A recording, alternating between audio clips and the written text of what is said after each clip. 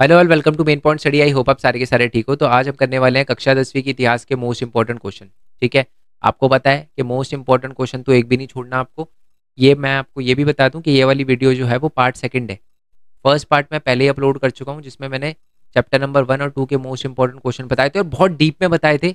और याद रखना, उससे बाहर कुछ भी नहीं आएगा उन दो चैप्टर के अंदर। और इस वाली वीडियो के अंदर जो हमारा चैप्टर नंबर 5 है, कौन सा वाला, वो मुद्रण वाला। और उससे पहला वाला जो हमारा चैप्टर है वो जो वैश्व क्या नाम था हमारा, ग्लोबल वर्ल्ड वाला। उसके भी दो टॉपिक आ रहे हैं, तीन टॉपिक आ रहे हैं बेसिकली। तो उन तीन टॉपिक के भी इंपॉर्टेंट क्वेश्चन वगैरह हम देखेंगे। ठीक है। दूसरी बात, इस पीडीएफ का लिंक आपको नीचे डिस्क्रिप्शन में मिल जाएगा, मतलब नीचे टेलीग्राम का लिंक मिलेगा। टेलीग्राम पे जाओगे डायरेक्ट पीडीएफ मिलेगी आपको। कोई ऐसा बच्चा हो जो पर्टिकुलर चैप्टर वगैरह पढ़ना चाहता है या उसके नोट्स चाहता है, तो आप सीधा जाओगे ना मेन पॉइंट स्टडी .in की वेबसाइट, तो वहाँ पर आपको नोट्स भी मिल जाएंगे। वो भी एकदम फ्री है। टेलीग्राम पे जो आप जाओगे तो इस वाली पीडीएफ का लिंक भी आपको फ्री मिलेगा। बट मैं फिर भी नीचे डिस्क्रिप्शन में एक लिंक दूंगा। ठीक है, वो सेम पीडीएफ का लिंक होगा बट पेड लिंक होगा। तो आप सोच रहे होगे कि सर मैं पेड लिंक क्यों दे रहा हूँ जब मैं फ्री में ही सब कुछ दे रहा हूँ। तो बच्चे बात यह है कि ये जो है ना, मेरी इससे सर्वर की कॉस्ट बड़ी ज़्यादा हैम्पर हो रही है। मैं कॉस्ट भी नहीं निकाल पा रहा अपनी सर्वर की। तो बट बच्चों को नोट्स भी देना और पीडीएफ देना भी बहुत ज़्यादा इंपॉर्टेंट है, तो धर्म संकट है मेरे लिए।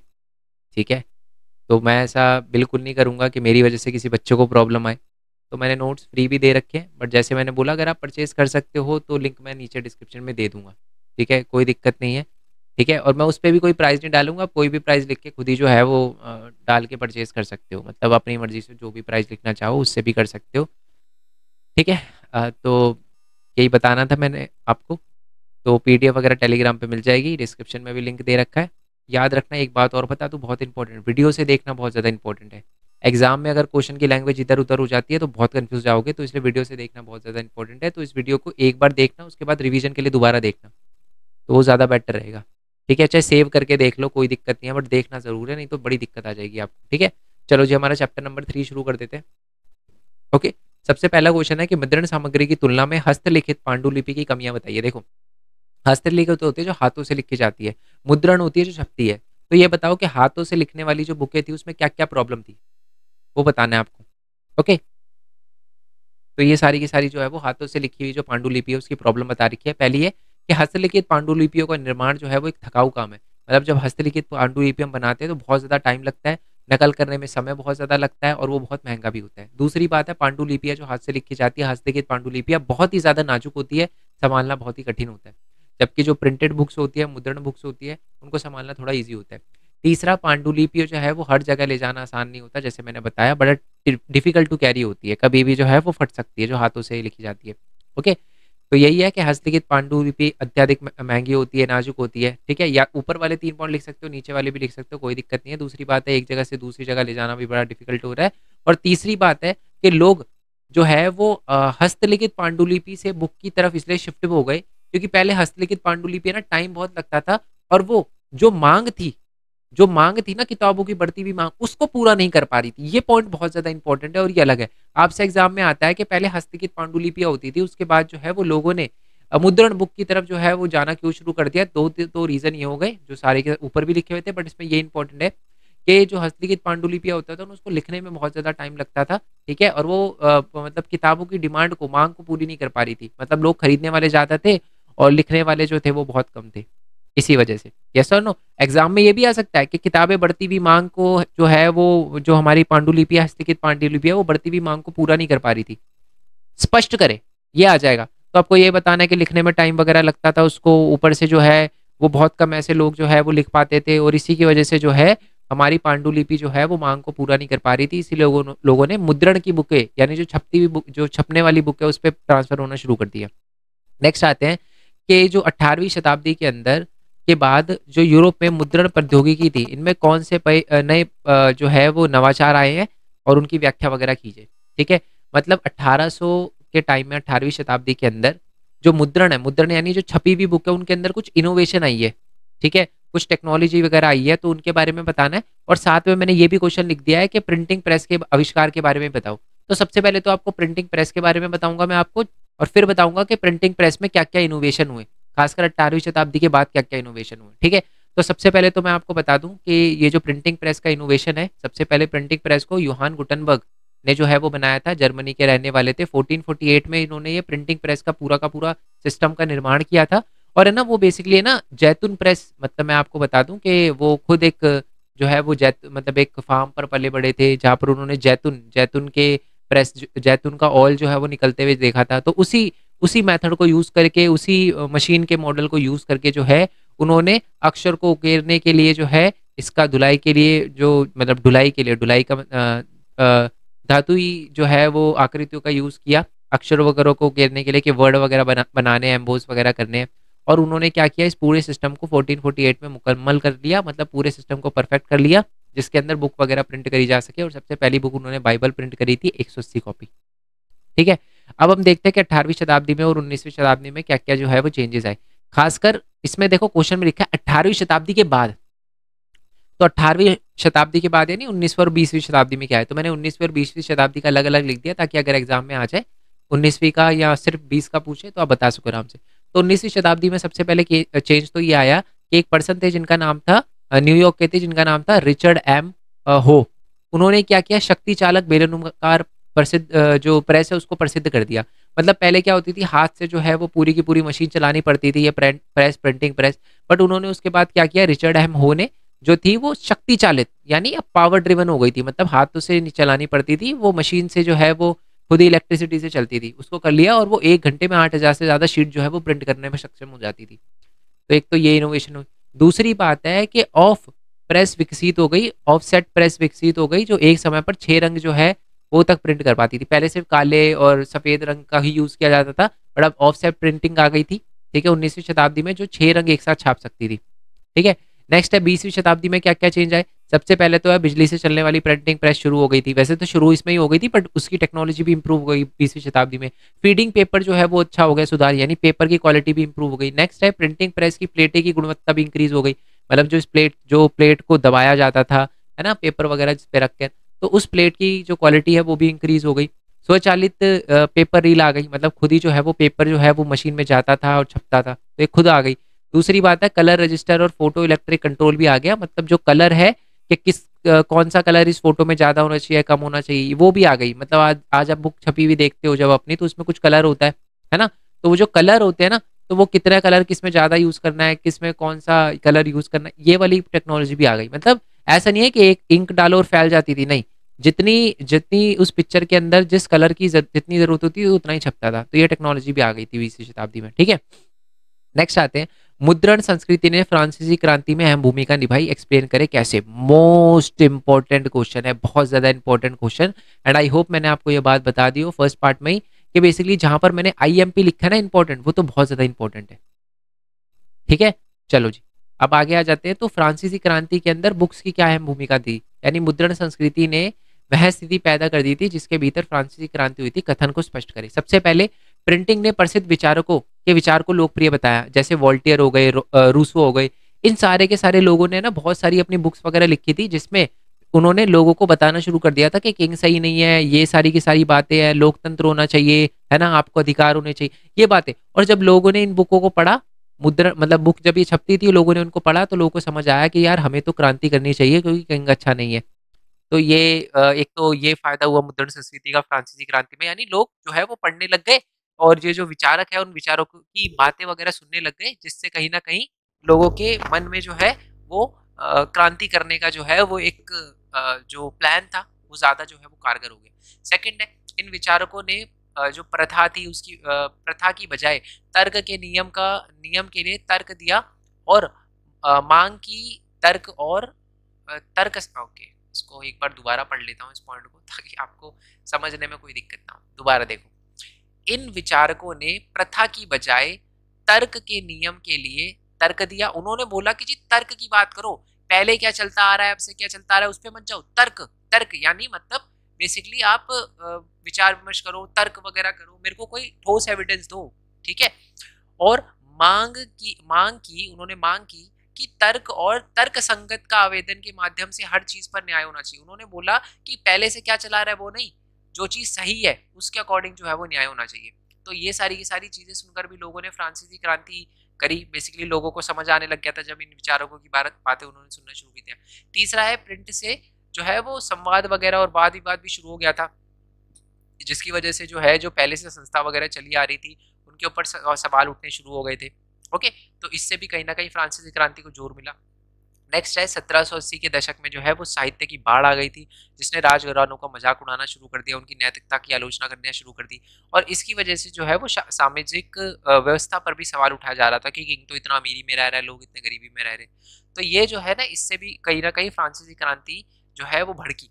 और नेक्स्ट है कि प्रिंट ने सीधे उनके दिमाग पर तो आकार नहीं दिया, सीधा सीधा तो आकार नहीं दिया, बट कहीं ना कहीं लेकिन इसने अलग तरह से सोचने की संभावना खोल दी। अब लोग जो है वो पहले पहले पता क्या बात ही नहीं करते थे चीजों के बारे में, क्योंकि बुक थी नहीं, है ना, मतलब कभी किसी ने सोचा ही नहीं। अब जब बुक आ गई, लोग सोचने लग गए, तो उनके दिमाग में आने गया, बात तो सही लिखी हुई है, किंग है तो खराब, है ना, क्योंकि पहले लोग सोचते नहीं थे, क्योंकि किंग को भगवान की तरह पूछते थे लोग। ठीक है, नेक्स्ट क्वेश्चन पे आते हैं कि मुद्रण संस्कृति ने भारत के राष्ट्रवाद को बढ़ावा देने में क्या योगदान दिया, यानी बुक्स ने हमारे भारत के अंदर भारत के आंदोलन को, यानी लोगों में राष्ट्रवाद जगाने के लिए क्या किया। और मैं आपको ये बता दूं कि ये वाला क्वेश्चन है ना, मैंने 2 बार लिखा हुआ है, उनके अंदर थोड़ा सा क्वेश्चन में चेंज है।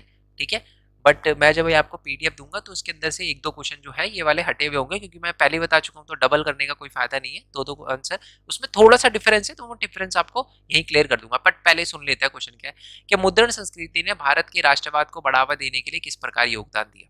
ठीक है, तो 19वीं शताब्दी के अंत में भारतीयों ने बड़ी संख्या में जो है वो समाचार पत्र प्रकाशित हुए भारतीय भाषाओं में। ठीक है, इससे जो है वो अलग अलग लोगों के जो विचार है वो समाचार पत्रों के द्वारा जो है बड़ी संख्या तक, बड़े लोगों तक जाने लगे, बहुत सारे लोगों तक जाने लगे, जिसमें राष्ट्रवाद की बातें होती थी तो वो उन तक भी फैली, जिससे राष्ट्रवाद बढ़ा। नेक्स्ट है कि इन अखबारों में राष्ट्रीय नेताओं के लेख छपे होते थे, ये तो मैंने अभी अभी बताया, है ना, और इन समाचार पत्रों के माध्यम से अपने विचारकों को लोगों तक पहुंचाया जाता था। जैसे नेक्स्ट है कि विभिन्न समुदायों और स्थानों के लोग इस प्रकार प्रिंट मीडिया से जुड़े हुए थे। समाचार पत्रों ने अखिल भारतीय पहचान बनाने के लिए एक स्थान से दूसरे स्थान तक समाचार पहुंचाया। मतलब अब है ना, बेसिकली ये जो हमारे प्रिंट वगैरह आ गए थे, मुद्रण आ गया था, समाचार आ गया था, है ना, समाचार पत्र आ गए थे, इनसे क्या हुआ कि लोग एक स्थान से दूसरी स्थान से जुड़ने लगे। ठीक है, मतलब एक जगह आंदोलन होता था तो बाकी लोगों को भी पता चलता था, वो भी साथ में आ जाते थे। ठीक है, तो इसलिए कहीं ना कहीं इससे भी राष्ट्रवाद बढ़ा। नेक्स्ट है कि राष्ट्रवादी अखबारों ने औपनिवेशिक कुशासन को उजागर किया और राष्ट्रवादी गतिविधियों को प्रोत्साहित किया। मतलब ये जो राष्ट्रवादी अखबार थे, मुद्रण संस्कृति वजह से, या जो राष्ट्रवादी नेता थे उन्होंने अखबार वगैरह छापना शुरू कर दिया और बताना शुरू कर दिया कि औपनिवेशिक सरकार कितने गलत काम कर रही है और जो भी राष्ट्रवादी कर रहे हैं वो सही कर रहे हैं, मतलब उनको प्रोत्साहित करना शुरू कर दिया। 1907 में जब पंजाब में क्रांतिकारियों ने निर्वासित जो है वो किया गया, मतलब निर्वासित का मतलब होता है बेसिकली फांसी देने की सजा बोली गई, है ना, और बोला गया कि जी मार देंगे आपको, ये उठा लिया, मतलब जेल जेल में डालने की बात भी करी गई थी। तो जो बाल गंगाधर तिलक थे, उन्होंने क्या किया था, एक सहानुभूति जताते हुए लेख लिखे हमारे बाल गंगाधर तिलक ने उनके लिए। ठीक है, उन्हें गिरफ्तार कर लिया गया, जिनसे जनता के बीच में विरोध हुआ। क्या इन्होंने लेटर लिखा, तो फिर भी उनको मतलब एक तरह से बताया गया है कि जो लेटर उन्होंने लिखा था, हमारे बाल गंगाधर तिलक ने जो भी लेख लिखा था, जो भी न्यूज़पेपर में आर्टिकल वगैरह लिखा था, इसकी वजह से उनको गिरफ्तार तो कर लिया गया, बट लोगों ने बड़ा विरोध किया, क्योंकि अब लोगों को पता, क्योंकि लोगों ने उनके लेख वगैरह पढ़े थे, उनको पता था कि यार पकड़ लिया गया इनको, क्योंकि न्यूज़पेपर में छप रही थी ये बातें, तो वो सारे के सारे लोग जो है वो रोड पे आ गए। ठीक है, तो इससे पता चला कि राष्ट्रवाद को जगाने में, ठीक है, राष्ट्रवादी नेताओं की बात लोगों तक पहुंचाने में और साथ में लोगों को इकट्ठा करने में, एक जगह से दूसरी जगह इंफॉर्मेशन पहुंचाने में, राष्ट्रवादियों के प्रति सहानुभूति जगाने में मुद्रण संस्कृति की बहुत ज्यादा अहम भूमिका थी। ठीक है, अब है ना, 1 सेकंड के लिए मैं पॉज देता हूँ, मैं आपको बता दूं कि हमारा एक दूसरा भी चैनल है। ठीक है, जैसे मेन पॉइंट स्टडी के बारे में तो आपको पता ही है, बट इसके अलावा भी हमारा एक नहीं 2-3 चैनल है। एक तो ये मेरा मेन पॉइंट भरत घोरवाल वाला चैनल है। बेसिकली मैं आपको बता दूं, इस चैनल पे मैं लाइव वगैरह लेता हूँ और आखिरी के दिन लाइव जो है वो मैं यहीं पर लूँगा। ठीक है, तो यहाँ पर आ जाना। दूसरी बात ये है कि हमारा एक और भी ब्लॉगिंग चैनल, बाकी वीडियो वगैरह भी, एमसीक्यू वगैरह सारे अगर मैं लाइव लूँगा तो यहीं पर आएगी। दूसरी बात है कि हमारा एक और चैनल है मेन पॉइंट टेक करके, यहाँ पर मैं अर्निंग से रिलेटेड वीडियो बनाता हूँ। तो आप इस चैनल को भी सब्सक्राइब वगैरह कर सकते हो। ठीक है, यहाँ पर मैं बताता हूँ स्टूडेंट कैसे अर्न कर सकता है, पैसे कैसे कमा सकता है ना। जैसे बहुत सारे बच्चों ने बोला कि सर हमें पैसे से रिलेटेड प्रॉब्लम आती है, नोट्स तो फ्री कर दिए, बट बच्चे हमेशा ऐसा नहीं होगा ना। 12th तक तो चलो मैं हूँ आपके साथ, 12th के बाद तो नहीं, बहुत सारे बच्चे साइंस लेंगे तब तो नहीं, है ना। तो इसकी वजह से थोड़ा बहुत अर्न करना शुरू कर दो आप। ठीक है, ऑनलाइन सबसे बढ़िया तरीका होता है। ठीक है, तो ये मैं जो लिंक है चैनल का नीचे डिस्क्रिप्शन में दे दूंगा, अभी मत देखना, नहीं तो आपका पूरा फोकस इसी पे जाएगा। अभी आप चैनल को बस सब्सक्राइब करके रख लो, एग्जाम के बाद देखेंगे, बात करेंगे इस बारे में। ठीक है जी, ओके। अब आ जाते हैं दोबारा से, तो चैनल को सब्सक्राइब वगैरह कर लेना। ओके, नेक्स्ट ये वाला क्वेश्चन हो गया ना। नेक्स्ट है कि ये वाला क्वेश्चन इतना इंपॉर्टेंट नहीं है, नॉट दैट इंपॉर्टेंट, ये मैं बता देता हूँ क्वेश्चन क्या है, बट इसमें से एमसीक्यू बनेगा इसलिए मैंने क्वेश्चन लिखा है। मैं जब ये पीडीएफ दूंगा तो ये वाला क्वेश्चन हटा दूंगा, डोंट वरी। नेक्स्ट है कि मुद्रण संस्कृति ने किस प्रकार पढ़ने के जुनून को बढ़ावा दिया। देखो, मुद्रण संस्कृति आई थी, ठीक है, जिसकी वजह से लोगों ने, अब जो मुद्रण संस्कृति वजह से जब छपाई वगैरह शुरू होने लग गई ना, तो जो बुक है वो सस्ती होने लग गई, सस्ती होने लग गई। वो अलग अलग चीज़ों के बारे में छपती थी, संस्कृति के बारे में, दुनिया के बारे में, पवित्र पाठ होते थे, है ना, गाथा गीत होते थे, लोक कथाएं होती थी, तो लोगों ने उन्हें पढ़ना शुरू कर दिया। साथ में मैं अगर बात करूँ आपका, इंग्लैंड के अंदर जो है वो पेनी चैप बुक जो 1 पैसे की आती थी, ठीक है, लोगों, जो चैपमैन उसको बेचता था, लोगों ने उसको भी खरीदना शुरू कर दिया, जिसमें अलग अलग तरह के टॉपिक्स हुआ करते थे। ठीक है, लोकगीत भी होते थे, किस्से वगैरह होते थे। और एक आती थी हमारी बिब्लियोथिक ब्लू, ठीक है, जो नीले कलर के जो है वो कवर पे जो है वो छापी होती थी, छोटी सी बुक हुआ करती थी, ये भी सस्ती हुआ करती थी बहुत ज़्यादा। और कहीं ना कहीं इन सस्ती सस्ती बुकों की वजह से ही यूरोप में जो है वो कहीं ना कहीं हमारे पढ़ने का जुनून स्टार्ट हो गया था, क्योंकि पहले बुक बड़ी महंगी आती थी, पर अब ये सारी की सारी सस्ती बुक आने लग गई थी, तो बहुत सारे लोगों ने जो है वो पढ़ना शुरू कर दिया। एक और रीज़न है इसका, लोगों, अब होता क्या था कि कुछ लोगों को पढ़ना आता था, कुछ लोगों को नहीं आता था यूरोप के अंदर। तो जिन लोगों को पढ़ना नहीं आता था ना, उनके लिए, जिन लोगों को पढ़ना आता था वो क्या करते थे कि एक बड़े से प्लेटफॉर्म पे, जिसको त्रावण कहा जाता था, छोड़ दो, बड़े से प्लेटफॉर्म पे, ये याद रखो, एक बड़े ऊंचे प्लेटफॉर्म पे खड़े होकर वो पूरी की पूरी बातें जो है जो उस बुक में लिखी होती थी वो बताते थे। ठीक है, और साथ में जो है वो उस पर पिक्चर वगैरह भी बनी होती थी, तो इस वजह से लोग उसे खरीदते थे और पढ़ने का जुनून आ गया। और अगर पढ़ना भी नहीं आता था तब भी वो खरीदते थे, क्योंकि इसमें फोटोज वगैरह बनी होती थी। यस सर, नो, क्लियर हो गया। तो उस टाइम के हिसाब से बड़ा अट्रैक्टिव लगता था उनको, यार की फोटो है ये, तो इसमें बहुत बढ़िया ऐसे वाला। ठीक है, चलो जी, वाला क्वेश्चन आपको पूरा का पूरा समझ आ गया ना। बुकों का नाम याद रखना, बिब्लियोथिक ब्लू, दूसरा था हमारा चैप बुक्स, इंग्लैंड में बिब्लियोथिक ब्लू, फ्रांस में बिब्लियोथिक ब्लू, और हमारी जो दूसरी तरफ थी, क्या नाम था हमारा, चैप बुक, ये कहाँ मिलती थी, इंग्लैंड में। नेक्स्ट वाले क्वेश्चन पे आ जाते हैं कि कुछ लोगों को आसानी से उपलब्ध मुद्रित पुस्तकों के प्रभाव का डर हो गई, डर क्यों था, उस डर का परिणाम बताइए। मतलब बहुत सारे लोग जो है ना वो डर रहे थे कि इतनी ज्यादा बुक क्यों फैल रही है। और इसमें सबसे ज्यादा डर जो था ना, वो जो था वो हमारे यूरोप के, जो भारत में भी था, भारत में ब्रिटिश सरकार को था कि यार ये बुकें वगैरह छप रही है, राष्ट्रवादी छाप रहे हैं, राष्ट्रवादी लिख रहे हैं, लोगों में जो है राष्ट्रवाद की भावना जारी है भारत में, तो इसी वजह से, और इसी वजह से उन्होंने कानून वगैरह भी लगाए थे। ठीक है, मतलब ब्रिटिश ने बहुत सारे कानून वगैरह भी बनाए थे, जिसमें हमारे बुक जो लिखी जाती थी, न्यूज़पेपर वगैरह छपते थे, उन पर जो है वो थोड़ी सख्ती कर दी गई। ठीक है, और इंग्लैंड, जो हमारे यूरोप के अंदर क्या था कि जो खासकर जो चर्च के लोग हैं ना वो बड़े डर गए थे, क्योंकि उनको लग रहा था कि चर्च पर जो है वो बहुत उंगलियां उठेगी, क्योंकि चर्च का पहले डोमिनेंस होता था, चर्च बहुत ज़्यादा पैसे लेती थी, या मैं बोलूँ वसूलती थी एक तरह से, ये वर्ड यूज़ करना चाहिए मेरे को, मतलब एक तरह से गरीब लोगों का बड़ा एक्सप्लॉयटेशन करती थी उस समय चर्च, बहुत पैसे वगैरह, बहुत सारी चीज़ें जो है वो लेती थी कि आप मेरे को दो, ऊपर जाएंगे, ये सारी सारी चीज़ें। अब ये चीज़ें जो है वो मुद्रण से सामने आ रही थी कि भाई, के लोगों को समझ आने लग गया कि जो पादरी वगैरह, जो प्रीस्ट वगैरह जो है वो जो कर रहे हैं हमारे साथ, वो गलत है। ठीक है, तो उनको लग रहा था कि लोग धर्म के खिलाफ बागी ना हो जाए, तो इसलिए जो चर्च वगैरह थी उन्होंने भी जो है पूरा अपना इंडेक्स निकाल दिया कि ये बुकें जो है वो बैन होनी चाहिए, कोई किसी के पास मिल गई तो जेल में डलवा देंगे, ये वाला। कोई नहीं, आंसर पढ़ लेते हैं कि बहुत से लोग इस बात से आशंकित थे कि मुद्रित शब्द आसानी से एक जगह से दूसरी जगह प्रसार हो जाए और लोगों के दिमाग में बहुत गहरा असर डाल रहा है। ठीक है, यह डर था कि अगर छपी हुई पुस्तक पढ़ी तो लोग जो है वो कुछ चीज़ों पर नियंत्रण नहीं रहेगा, वो विद्रोही हो जाएंगे और अधर्म जो है वो फैल जाएगा। यहाँ पर क्रिश्चियनिटी वगैरह जो है उसकी बात हो रही है। ठीक है, और इसी वजह से यदि ऐसा हुआ तो मूल्यवान साहित्य की सत्ता जो है नष्ट हो जाएगी। यहाँ पर क्रिश्चियनिटी वगैरह उनकी बात हो रही है। यही भय या चिंता नव मुद्रित साहित्यों की आलोचना का प्रमुख आधार बना, मतलब इन्हीं की वजह से, मतलब यही इसी वजह से जो है बहुत सारे लोगों ने क्या करना शुरू कर दिया, बुक्स वगैरह की प्रिंटिंग वगैरह पे रोक लगाना शुरू कर दी। क्यों? दोबारा से बताता हूँ क्या क्या रीजन थे। पहला रीजन तो ये था, उनको लग रहा था सस्ती बुकें बहुत ज्यादा जो है वो बाजारों में आ रही है, जो लोगों के दिमाग पे असर डालेगी, इसकी वजह से जो है वो अधर्म फैलेगा, उनको ऐसा लग रहा था, लोग विद्रोही बन जाएंगे, ठीक है, और मूल्यवान साहित्य और धर्म वगैरह की चीजें वगैरह की आलोचना वगैरह करेंगे, ठीक है, और धर्म की जो मूल्यवान साहित्य है उनकी सत्ता नष्ट हो जाएगी, ठीक है। और इसका सबसे बड़ा एग्जाम्पल हमें दिखने के लिए मिलता है यूरोप में और भारत में। भारत में तो आपको पता है ब्रिटिश ने वर्नाकुलर एक्ट लगा दिया था, ठीक है, मतलब हमारे जो राष्ट्रवादी थे वो न्यूज़पेपर वगैरह छाप रहे थे, तो ब्रिटिश ने कहा नहीं जी अब तो वर्नाकुलर एक्ट लगेगा, अब कोई भी बंदा कुछ भी नहीं छाप सकता, चेक करवाना पड़ेगा हमें।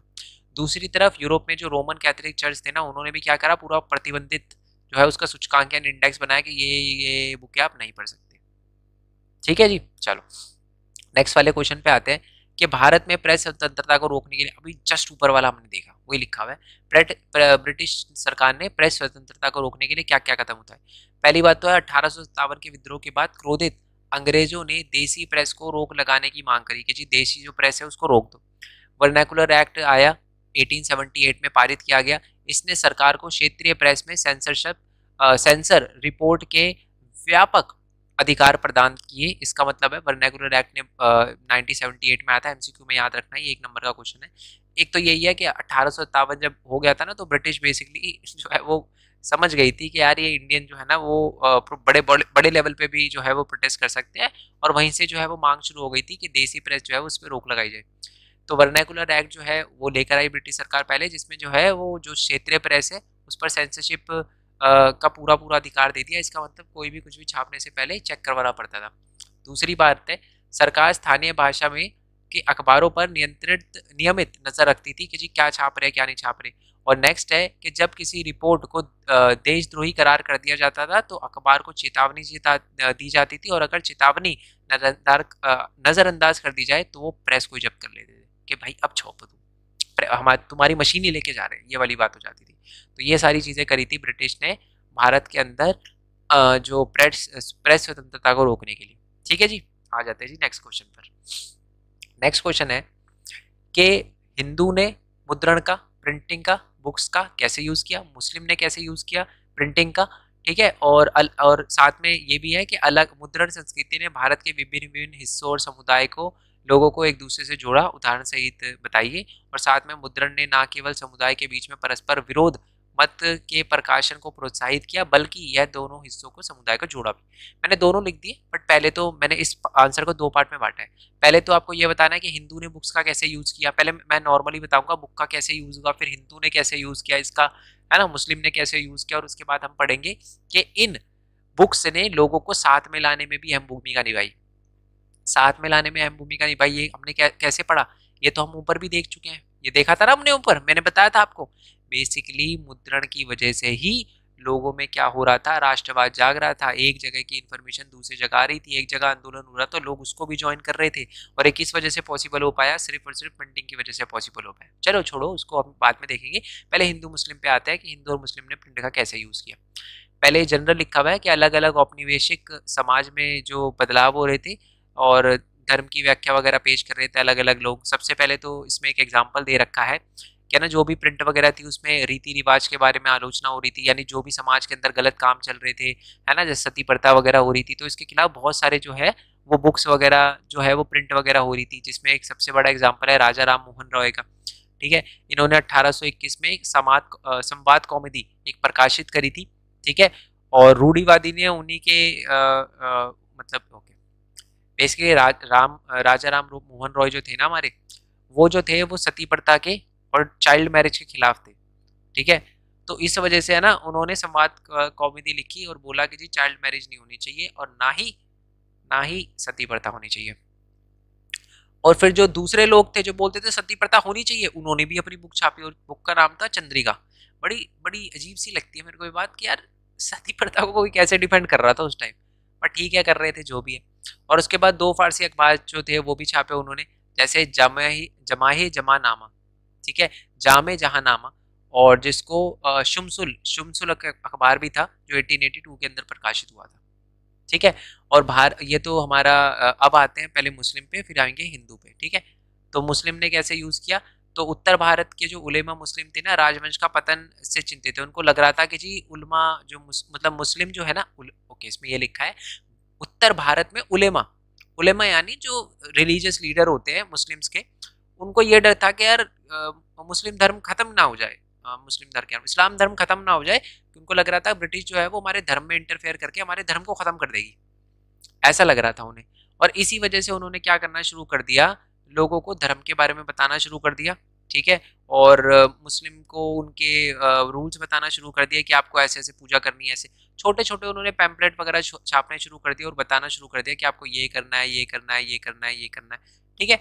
और साथ में सन 1867 में स्थापित देवबंद, देवबंद सेमिनरी, मतलब ये देवबंद एक सेक्ट होता है इस्लाम का, ठीक है। यूपी के अंदर पड़ता है। देवबंद सेक्ट जो है वो इंडिया के अंदर 1867 में निकला था, ओके। और उसने मुसलमान पाठकों को रोजमर्रा के जीवन जीने के लिए सलीका वगैरह बताया कि आपको ऐसे ऐसे जीने, मतलब बेसिकली मुस्लिम को, अभी मैंने बताया उलेमा को डर ये था कि जी क्रिश्चियन वगैरह ना बना दे पूरी कंट्री को, है ना, मुस्लिम्स को क्रिश्चियन वगैरह ना बना दे, इसलिए उन्होंने लोगों को थोड़ा सा इस्लाम के बारे में ज्यादा बताना शुरू कर दिया कि आपको ऐसे ऐसे करना है ना, और फतवे वगैरह जारी कर दिए उन्हें अगर कुछ गलत चीजें लगती थी तो ये सारी की सारी बातें, ठीक है। और साथ में पूरी 19वीं सदी के दौरान कई इस्लामी संप्रदाय और अनेक सेमिनरी पैदा हुई, मतलब जैसे देवबंद हो गया, है ना, और देवबंद के साथ और भी है बरेलवी ना, और भी अहले हदीस, ये बहुत सारे जो है वो सेक्ट वगैरह बनने लग गए थे इंडिया के अंदर। हर कोई अपनी संप्रदाय बढ़ाना चाहता था और दूसरे को असर को काटना चाहता था। मतलब जो हमारे अहले हदीस थे वो क्या कहते हैं उसको, देवबंद से जो है वो अपोज करते थे, देवबंद जो है वो दूसरे को अपोज, मतलब ऐसे बहुत सारे जो है वो सेक्ट जो है वो एक दूसरे को अपोज करते थे। मेरे को इसके बारे में बहुत ज़्यादा नॉलेज नहीं है, ठीक है, तो इसलिए मैं नहीं जाऊँगा इस वाला टॉपिक पे, बुक में लिखा हुआ में नहीं है, जितना बताया मैंने उतना ही काम का है आपका। आगे आ जाओ, हिंदू ने कैसे यूज़ किया, तो हिंदू ने भी जो है वो इसका यूज़ किया, जैसे कि तुलसीदास ने 16वीं शताब्दी के अंदर जो रामचरितमानस लिखी थी, उसको सबसे पहले प्रिंट जो है वो 1810 में किया गया था, कोलकाता के अंदर प्रकाशित किया गया था।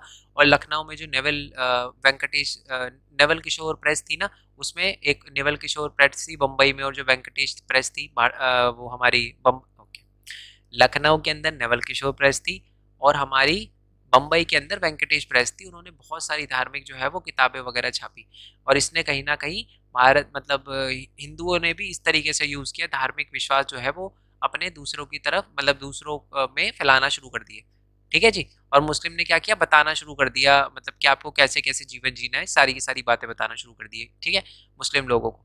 आगे आ जाते हैं कि मुद्रण संस्कृति, अब वही वाला ऊपर क्वेश्चन आ जाता है कि मुद्रण संस्कृति ने भारत के अलग अलग जो समुदाय के लोग हैं उनको जोड़ने में भी एक महत्वपूर्ण भूमिका निभाई है।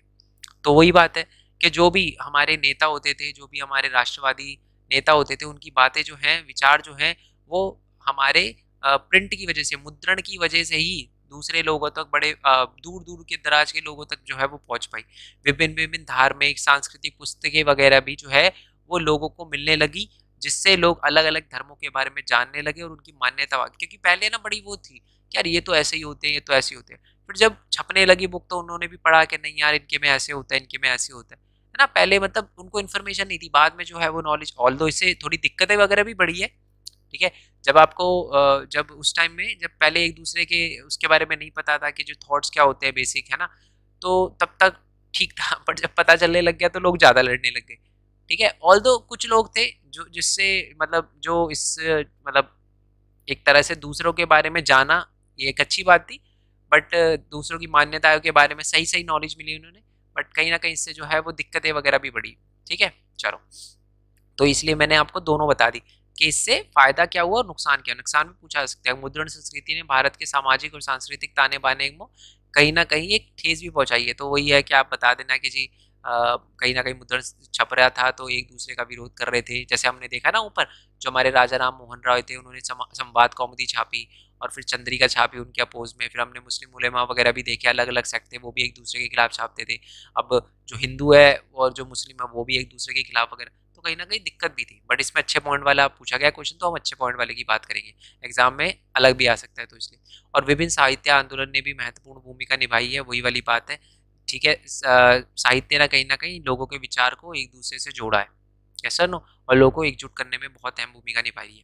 तो तो यही बात लिखी हुई है कि उत्पादन, अब क्या हो गया, मुद्रण की वजह से प्रोडक्शन भी आसान हो गया, तो बहुत आराम से जो है वो लोगों को शिक्षा वगैरह दी जा रही थी, शिक्षा का भी प्रसार हुआ, साक्षरता का भी प्रसार हुआ, जिससे लोगों को कहीं ना कहीं चीज़ें समझ आई और उनको लोकतंत्र के बारे में, अपने अधिकारों के बारे में जानकारी मिली और उन्हें पता चला जो हमारे साथ हो रहा है वो गलत है। अब आ जाओ जी इस चैप्टर के मोस्ट इंपॉर्टेंट क्वेश्चन पे, वो है विमेंस का, कि मुद्रण संस्कृति ने महिलाओं के जीवन को कैसे जो है वो अच्छा करने में जो है वो मदद करी। सबसे पहले तो आपको बताना है महिलाओं के ज़िंदगी में उनकी भावनाएं बड़ी जो थी वो साफ गोई और गहनता से जो है वो लिखी जाने लगी। मतलब बहुत महिलाओं की जो ज़िंदगी है उनके बारे में बहुत ज़्यादा जो है वो बुकें वगैरह छपने लग गई थी, ठीक है। और इसीलिए जो मध्यवर्गीय घरों में महिलाएं वगैरह उन्होंने पढ़ने से मतलब पढ़ना भी पहले से बहुत ज़्यादा हो गया था। मतलब बुकें वगैरह आने की वजह से महिलाओं ने अपने बारे में कुछ, जैसे कुछ महिला होती थी जिन्हें पढ़ना लिखना आता था, उन्होंने बुक छापी, फिर दूसरे ने उन बुक को देखा कि यार ये महिला तो लिख रही है तो हमको भी पढ़ना, तो मतलब ऐसे ऐसे धीरे धीरे जैसे जैसे प्रिंटिंग आ रही थी, बुकें छप रही थी, है ना, लोग फीमेल्स अपनी ज़िंदगी के बारे में गहनता से लिख रही थी, तो फीमेल्स ने और पढ़ना शुरू कर दिया। जो उदारवादी पेरेंट्स हैं, माता पिता, उन्होंने अपने बच्चे को पढ़ाना भी शुरू कर दिया, घर के बाहर भेजकर पढ़ाना शुरू कर दिया कि बेटा पढ़ो पढ़ो और बढ़ो, है ना, स्कूलों में भेजना शुरू कर दिया। कई पत्रकारों लेखिकों ने नारी शिक्षा की ज़रूरतों को बार बार रेखांकित किया, मतलब फीमेल्स की शिक्षा वगैरह पे भी ध्यान देने के लिए बोला। लेकिन कुछ जो है वो उदार दिल के नहीं थे, वो परंपरागत मान्यता जो है वो मानते थे कि अगर लड़की को पढ़ाओगे ऐसी निकल गई, अभी पता चलेगा आपको क्यों निकल गई। अनेक पारंपरिकवादी हिंदू मानते थे कि पढ़ी लिखी कन्या विधवा हो जाती है। अच्छा जी, ऐसा भी होता है क्या? बट ठीक है, उन वो मानते थे ऐसा कि अगर पढ़ा दिया तो विधवा हो जाएगी। और इसी तरह जो दकियानूसी मुसलमान को लगता था कि अगर उर्दू और के रुमानी जो है वो अफसाने पढ़कर आदत बिगड़ जाएगी।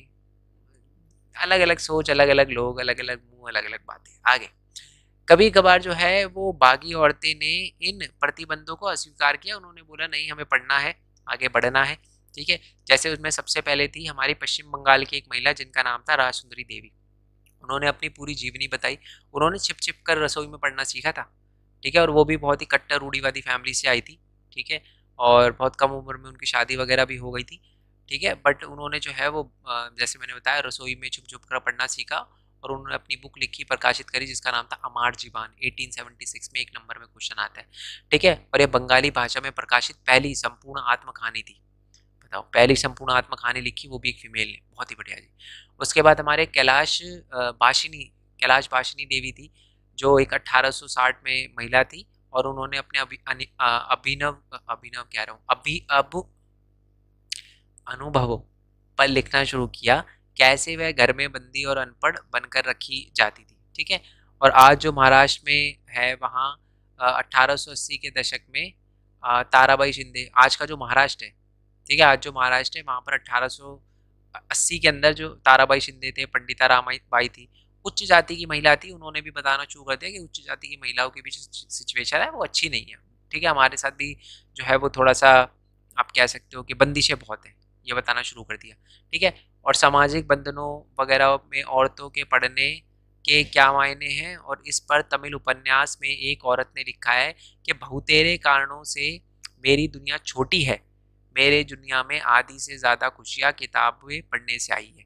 मतलब बड़ी छोटी सिमट के रह गई है मेरी ज़िंदगी, है ना, घर से किचन, किचन से घर, है ना। और इसमें भी जो खुशी है वो अब किताबों से मिल रही है, ठीक है। मोस्ट इम्पॉर्टेंट क्वेश्चन है। सबसे पहले तो बताना है कि विमेंस का जो है वो धीरे धीरे जो है वुमेंस बुकें आने की वजह से विमेंस ने पढ़ना शुरू कर दिया, ठीक है। फिर अपनी जो है वो कंडीशन बताना शुरू कर दिया, है ना। बहुत सारे जो है वो पहले पढ़ाते नहीं थे, है ना। कुछ पढ़े लिखे पेरेंट्स ने अपने बच्चों लड़कियों को स्कूल में भेजना शुरू किया, बट जो कुछ मानते थे हिंदू के विधवा हो जाएगी, मुसलमान मानते थे कि जी बिगड़ जाएगी, है ना। बट कुछ महिलाओं ने अस्वीकार किया। फिर राजसुंदरी देवी ने अपनी जो है वो आत्मकथा वगैरह लिखी, संपूर्ण कहानी थी जो पहली, है ना, आत्मकहानी थी पहली। फिर उसके बाद जो है वो हमारी कैलाश बाशिनी देवी हो गई, पंडिता रामाबाई, ताराबाई शिंदे, ये सारी महिलाएं। नेक्स्ट क्वेश्चन पे आते हैं कि यूरोप में मुद्रण के उदय में मदद करने वाले कारकों का कारण बताइए। वैसे ये क्वेश्चन हम देख चुके हैं कि मुद्रण क्यों आई, हाथों से लिखी जाती थी पहले बुक, वो ठीक नहीं थी क्या, क्या दिक्कत है, बुक कैसे आ गई, मतलब प्रिंटिंग प्रेस आने का सबसे बड़ा रीज़न क्या था? वही सारी बातें कि जो हाथ से लिखी वाली होती थी वो महंगी होती थी और पूरा नहीं कर पाती थी मांगों को। ठीक है, मतलब छपती जो थी वो मतलब बुक को लिखने में बड़ा टाइम लगता था, टाइम बहुत ज़्यादा लगता था और मांग मतलब बन नहीं पाती थी इतनी बुकें जितने पढ़ने वाले जो हाथों से लिख के जाती थी बुकें वो बहुत कम होती थी। ठीक है, कम बहुत ज़्यादा टाइम लगाती थी एक बुक लिखने में, इसकी वजह से जो पढ़ने वाले थे वो ज़्यादा थे, तो इसकी वजह से प्रिंटिंग प्रेस आई या मुद्रण आई। दूसरा, नकल महंगा होता था। ठीक है, श्रम साय होता था। श्रम साध्य का मतलब है बहुत ही ज़्यादा जो है वो मेहनत लगती थी। नेक्स्ट है, पांडुलिपि का प्रचलन सीमित था क्योंकि वह नाजुक थी। 15वीं शताब्दी की शुरुआत तक छपाई के लिए लकड़ी के ब्लॉक का इस्तेमाल किया गया था, लेकिन इससे भी जो है प्रिंटिंग सामग्री की बढ़ती मांग को पूरा नहीं कर पाया और इन्हीं सारे के सारे कारणों की वजह से जो है वो मुद्रण संस्कृति का विस्तार हुआ। एक बार मैं चेक कर लूँ क्या मेरी वॉइस, चलो जी मेरी वॉइस एकदम ओके आ रही है। ठीक है, सिर्फ हमारे 2 क्वेश्चन रह गए हैं, आगे देख लेते हैं। ये वाला क्वेश्चन है मार्टिन लूथर किंग का, ये बहुत इंपॉर्टेंट क्वेश्चन है। सबसे पहले तो मैं आपको बता दूं कि मार्टिन लूथर किंग कौन थे, ये पता होना चाहिए आपको। 1857 में है ना, बेसिकली चर्च का बहुत ज़्यादा डोमिनेंस हुआ करता था जैसे मैंने बताया, तो चर्च जो है वो बहुत ज़्यादा चीज़ें वगैरह वसूलती थी, तो इन्होंने रोमन कैथोलिक चर्च की जो प्रथाएं थी ना, उनके रीति रिवाज थे उनकी आलोचना करी थी। कैसे रीति रिवाज कि जी आपको चर्च को ये देना पड़ेगा, ये देना पड़ेगा, गरीब हो तब भी दो, कोई मर गया तो तब भी दो, जिंदा है तब भी दो, अच्छा चाहते हो तब भी दो, विकास चाहते हो तब हर चीज़ में जो है वो जो क्रिश्चियन पंडित होते थे, पादरी होते थे हमारे, वो खड़े हो जाते थे कि जी हमको भी पैसे वगैरह दो, है ना। तो मतलब ये चीज़ जो है वो मार्टिन लूथर को सही नहीं लगती थी। मार्टिन लूथर ने उसके बाद जो है वो एक बुक वगैरह जो है वो अपनी छापी, जो एक ही महीने के अंदर बहुत ज़्यादा मशहूर हो गई। फिर उन्होंने 95 थीसिस जिसको बोला जाता है, 95 थीसिस, उन्होंने बुक वगैरह लिखी, लोगों ने उसको पढ़ना शुरू किया, लोगों को समझ आया कि यार जो हमारे साथ कर रहे हैं प्रीस्ट वगैरह सही नहीं है, बिल्कुल गलत है। फिर धीरे धीरे धीरे धीरे धीरे जो ये सारी की सारी चीज़ें हैं वो धीरे धीरे फैलने लग गई। ठीक है, और उसके बाद उन्होंने क्या किया, एक अलग से ही रिलीजन बना दिया क्रिश्चियनिटी के अंदर से, जिसको बोला जाता है प्रोटेस्टेंट रिलीजन। याद है ना, जब मैंने चैप्टर 1 की पीडीएफ बताई थी मैंने आपको बताया था, तो प्रोटेस्टेंट रिलीजन में उन्होंने बताना शुरू कर दिया कि जी जो भगवान है ना, वो जीसस को मानते थे, वो चर्च को नहीं मानते थे। खासकर रोमन कैथोलिक चर्च के सिस्टम को, ये जो पैसे वगैरह लेते हैं उसको नहीं मानते थे। तो यही पूरा का पूरा लिखा है इसी वजह से। और आप देखोगे ना, ये पूरे के पूरे मार्टिन लूथर किंग जो था, वो उनका ये जो पूरी की पूरी बात थी, उनकी सोच थी, वो फैली कैसे? प्रिंटिंग की वजह से, बुक्स की वजह से। ये बात कभी उनकी फैल ही नहीं पाती, लोगों ने पढ़ना शुरू किया, फिर लोगों ने प्रोटेस्टेंट रिलीजन को ज्वाइन किया, बट कभी फैल ही नहीं पाती ये बातें। ये फैली क्यों? क्योंकि मुद्रण ईश्वर का परम उपहार है। उन्होंने इसी वजह से ये बात बोली थी कि मुद्रण ईश्वर का परम उपहार है और सबसे महान है। यूरोप में हुए धार्मिक सुधार वगैरह के आलोक में उनकी टिप्पणी वगैरह की व्याख्या की है, तो ये पूरी की पूरी बात लिखी हुई है। ठीक है, चलो जी। अच्छा, पहले मैं ये बता देता हूँ, ऑल्दो ये वाला क्वेश्चन भी है ना, मैं जब पीडीएफ दूंगा तो ये काट दूंगा क्वेश्चन। इसमें क्या याद रखना है, बहुत इंपॉर्टेंट 2 बात याद रखनी है। सबसे पहले, छापाखाना प्रगति का सबसे ताकतवर औजार है। छापाखाना है यानी वो प्रिंटिंग की मशीन है, और इससे बन रही जनमत की आंधी में निरंकुशवाद उड़ जाएगा। यानी बेसिकली ये उनका ये कहना था कि जैसे जैसे प्रिंटिंग आने लगेगी और ज़्यादा बुकें छपने लगेगी, तो जो राजा है, ये जो बुकों की आंधी आ रही है, राजा को तो गायब कर देगी। ठीक है, दूसरी बात है कि है निरंकुशवाद शासक, अब तुम्हारे कांपने का वक्त आ गया है। ये बातें बेसिकली, ये दोनों की दोनों बातें किसने कही थी? आभासी लेखक की कलम के जोर से तुम हिल उठोगे। ये दोनों लाइनें किसने कही थी और क्या बोलना चाह रहा है इसमें? तो मैं आपको बता दूं, ये दोनों की दोनों लाइनें किसने कही थी? ये दोनों की दोनों बातें कही थी लुई सेबेस्टियन मर्सियर ने। ठीक है, मर्सियर जिसे कहा जाता है, इसने ये बात इसलिए लिखी थी, इसका ये मानना था, ये बेसिकली एक ऐसा पर्सन था जो है ना राजाओं के खिलाफ और निरंकुशवाद के खिलाफ बहुत आवाज उठाता था। उसका ये मानना था, इन्होंने जो भी पुस्तक वगैरह लिखी ना, उसके अंदर है ना जो नायक होता था, हीरो होता था, अक्सर है ना वो बुक पढ़कर बदल जाता था। मतलब बुक पढ़ने से पहले नॉर्मल इंसान होता था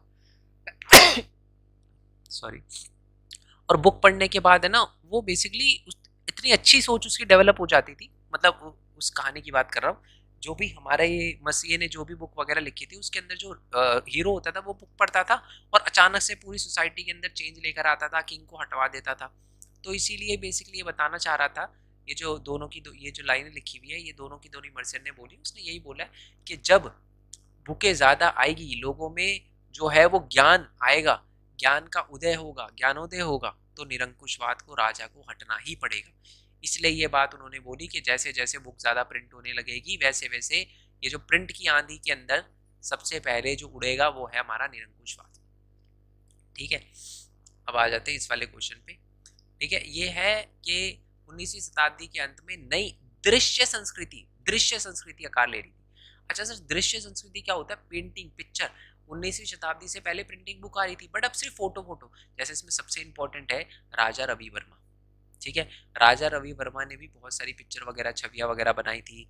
ठीक है, और बहुत सारी मूर्तियां मतलब फोटोज वगैरह बनाई जा रही थी, है ना, जिसने कहीं ना कहीं, और उसमें बहुत सारी पिक्चर ऐसी भी थी जिसमें कहीं ना कहीं सामाजिक और राजनीतिक मुद्दे वगैरह भी उठाए जाते थे, टिप्पणी वगैरह। मतलब बेसिकली 19वीं शताब्दी में सिर्फ भारत में नहीं, पूरी दुनिया के अंदर जो है वो नई दृश्य सांस्कृतिक आकार ले रही थी। इसका मतलब जो भी चीज़ें होती थी उसको पिक्चर से दिखाया जाता था। पहले तो हमने एक देख लिया, राजा रवि वर्मा एक बहुत अच्छे चित्रकार थे जिन्होंने चित्रे वगैरह बनाई थी, और साथ में हमारे सामाजिक और राजनीतिक मुद्दे वगैरह भी जो है वो चित्र के माध्यम से लोगों को बताए जाने लगे, क्योंकि लोग कम पढ़े लिखे थे। तो लोग कम पढ़े लिखे थे तो इसका मतलब ये थोड़ी ना है कि लोगों को बताया नहीं जाएगा, है ना। तो उनको बताने के लिए पिक्चर बनाई गई, और पिक्चर से लोगों को, छवियों से लोगों को बताया जाने लगा कि जी ये सही है, ये गलत है। ठीक है, और बताया जाने लगा कि किंग खराब है। ठीक है, ये सारी की सारी चीज़ें बताई जाने लगी। और नई दृश्य संस्कृति ने विशिष्ट रूप से भारतीय रूप और शैली हासिल कर ली, क्योंकि कलाकार ने हिंदू धार्मिक पौराणिक कथाओं के दृश्य को चित्रित करना शुरू कर दिया। मतलब हिंदू धर्म की जो पेंटिंग्स थी उनको बनाना शुरू कर दिया था। ठीक है जी, क्लियर हो गया। तो ये सारे मतलब एक तरह से प्रिंट ने भी एक तरह से नई दृश्य संस्कृति का रूप ले लिया था। मतलब पिक्चर ही पिक्चर प्रिंट होती थी। यस और नो? चलो जी, अब है हमारी पीडीएफ का लास्ट क्वेश्चन, उसके बाद मैं इस वाले चैप्टर पे आऊँगा। एक बार 19वीं शताब्दी, एक बार वॉइस रिकॉर्ड हो रही है। चलो, 19वीं शताब्दी के भारतीय समाज को आकार देने में प्रिंटिंग प्रेस की क्या भूमिका है? तो यही लिखना है कि प्रिंटिंग की बहुत, ये वैल्यू बेस्ड क्वेश्चन है। ठीक है, प्रिंटिंग प्रेस 19वीं शताब्दी, 19वीं शताब्दी के बाद।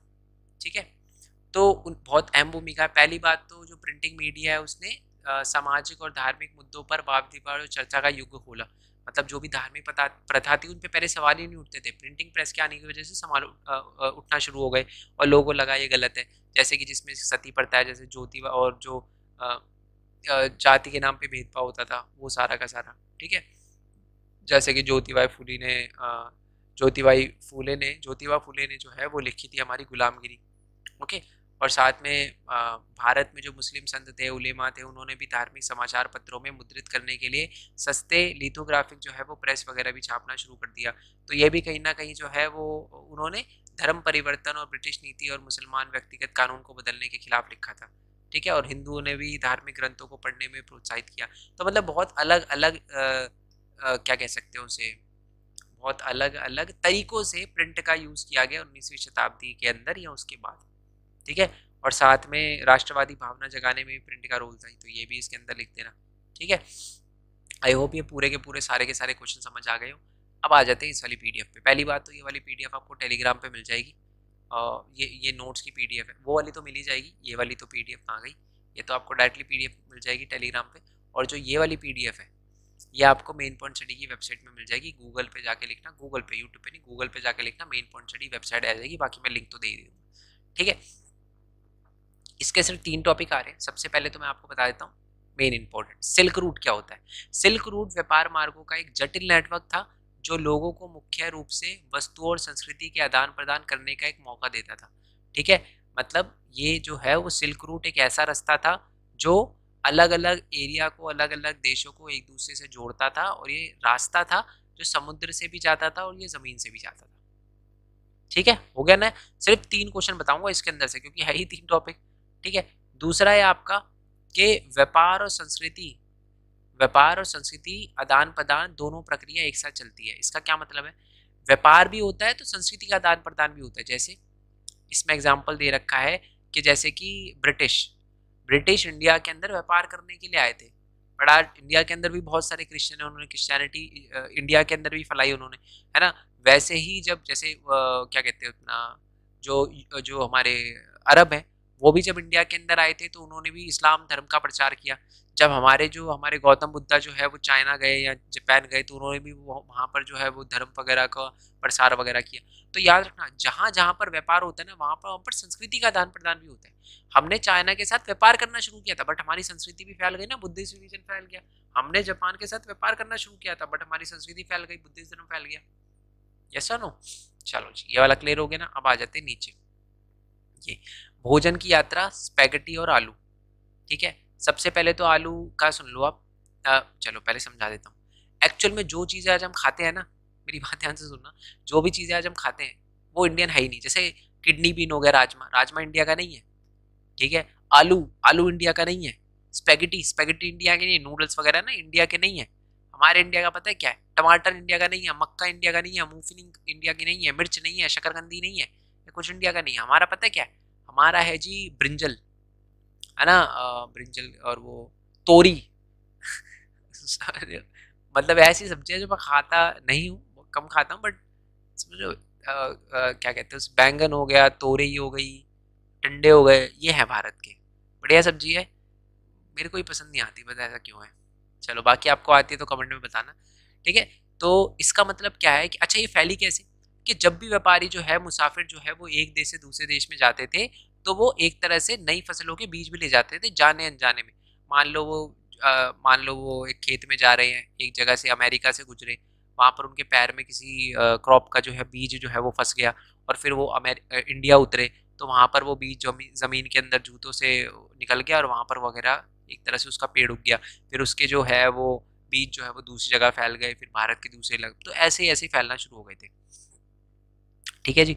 और एग्जाम में क्वेश्चन आता है कि कई बार नई फसलें आने से जीवन और मरण मरण में फर्क आता है, आ जाता है।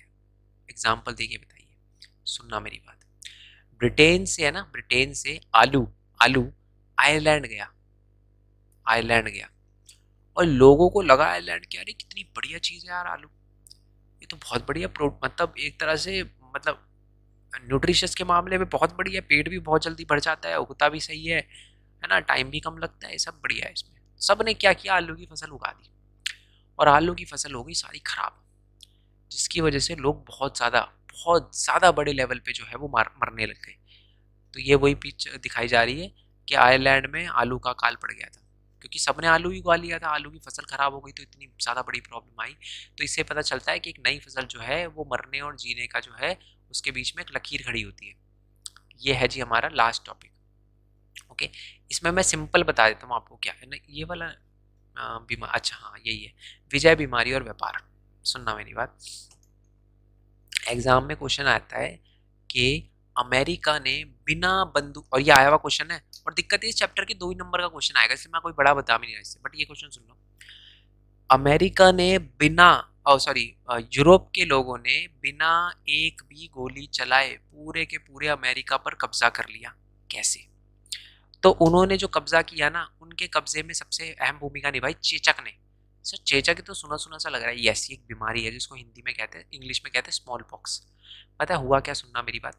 अच्छा एक बात बताऊँ आपको, अमेरिका में जो लोग रहते हैं ना वो अमेरिकन नहीं है। आप बोलोगे यार सर क्या क्या क्या बात कर रहे हो यार, कुछ भी बोल रहे हो आप। जो मैं बोल रहा हूँ ना, मैं बिल्कुल सही बोल रहा हूँ। देखो, इंडिया के अंदर जो लोग रहते हैं ना वो इंडियन है, चाइना के अंदर जो लोग रहते हैं चाइनीज है, अमेरिका के अंदर जो लोग रहते हैं वो अमेरिकन नहीं है, वो यूरोपियन है। सुनना मेरी बात, एक टाइम पे है ना अमेरिका, जो अमेरिका था वहाँ पर हमारी जैसी शक्ल के, कभी मैं दिखाऊंगा आपको कि नेटिव अमेरिकन कैसे दिखते थे, आदिवासी लोग थे वहाँ पर, वो रहते थे, कम पॉपुलेशन थी उनकी वहाँ पर। हुआ क्या कि बेसिकली जो स्पेनिश है और जो हमारे यूरोप के लोग हैं, वो अपनी नाव लेके अमेरिका पहुँचे। अमेरिका पहुँचे तो उन्होंने देखा है यहाँ पर तो बहुत सारी चीज़ें हैं, संसाधन वगैरह बहुत हैं, तो उन्होंने सोचा कि यार इस कॉन्टिनेंट पे क्यों ना हम कब्जा कर लें, खेती वगैरह करेंगे, पूरा ज़मीन अपना एरिया कर लेंगे। बट अब उन्हें समझ नहीं आ रहा था कि यार इनसे लड़े कैसे, क्योंकि उनको पता था यार ये तो वो है नेटिव लोग हैं, इनसे लड़ना भी सही नहीं है। बट इनको कुछ करना ही नहीं पड़ा, उनको एक बंदूक भी नहीं चलानी पड़ी, वो पहले ही सामने समर्पण कर दिया। पता कैसे? जब वो वहाँ पर बेसिकली यूरोप में ना एक टाइम पे चेचक की बीमारी फैली थी, पता ना, चेचक की बीमारी लाइफ में एक ही बार होती है, और अगर एक बार होती है तो उसको अगर ढंग से मतलब आप नहीं रखो तो फिर दिक्कत हो सकती है बहुत ज़्यादा। है ना। आज तो देखो उसका ट्रीटमेंट तो क्या ही अवेलेबल है, जहाँ तक मेरे को पता है इतना ज़्यादा ट्रीटमेंट अवेलेबल नहीं है, बट ध्यान बड़ा रखना पड़ता है। बट चेचक के और लोगों को हो चुका था, मतलब यूरोप के लोगों को चेचक वगैरह हो चुका था, तो उनकी बॉडी इम्यून हो चुकी थी। तो वो सारे के सारे जब है ना अमेरिका पहुंचे ना, तो वहाँ के लोगों को चेचक होने लग रहा। उनको पता था कि चेचक हो रहा है, क्या करना चाहिए, लोग मर रहे हैं, बट उन्होंने रुका नहीं, क्योंकि उनको भी कब्जा करना था। तो उन्होंने कहा जो हो रहा है होने दो, लोग मरने दो। ठीक है, अभी ये जो मैं लाइन बोल रहा हूँ ना, आप बोल रहे हो सर ऐसा थोड़ी ना, ये तो गलत, ऐसा थोड़ी ना हुआ हो, बट एक्चुअल में ये बात मैं एकदम सही बोल रहा हूँ। यहाँ पर लिखा हुआ भी है, एक्चुअल में देखो क्या लिखा हुआ है। बेसिकली हमारे मैसेच्यूसेट के न्यू इंग्लैंड के एक बहुत ही बड़े गवर्नर थे, उन्होंने पता है क्या कहा। उन्होंने कहा कि ये जो छोटा जो चेचक है ना, ये भगवान की देन है, ताकि हम पूरी दुनिया पर रूल कर पाए। तो एक तरह से आप कह सकते हो ये वही है कि बिना किसी गन को चलाए हुए। और ये नोट्स की पीडीएफ आपको टेलीग्राम पे मिल जाएगी, सिर्फ 3 टॉपिक पढ़ने हैं यहीं तक, और सॉरी नोट्स की पीडीएफ वेबसाइट पे मिल जाएगी, यहीं तक पढ़ने हैं। और उसके अंदर से भी जो इंपॉर्टेंट बताया वही पढ़ना है, इससे बाहर नहीं जाना, क्योंकि इससे 2 नंबर का क्वेश्चन आएगा, 1 नंबर का भी नहीं आएगा। ठीक है, तो ये सारी की सारी चीज़ें बस आपको पढ़नी है, मेन पॉइंट स्टडी की वेबसाइट पर इसकी पीडीएफ मिल जाएगी। ठीक है, ओके जी, पूरा का पूरा हिस्ट्री का जो है वो क्लियर हो चुका है। इसके एमसीक्यू मैं अपलोड करूंगा, क्योंकि मेरे को पता है ना एक एक मार्क्स के जो क्वेश्चन है उसको करवाना भी इंपॉर्टेंट है। और ये पीडीएफ मैं टेलीग्राम पे सेंड कर दूंगा। बाकी मिलते हैं जी नेक्स्ट वीडियो में, तब तक के लिए थैंक यू सो मच है जी। जय हिंद, जय भारत, वंदे मातरम। Thanks for your support, bye bye, मिलते हैं नेक्स्ट वीडियो में।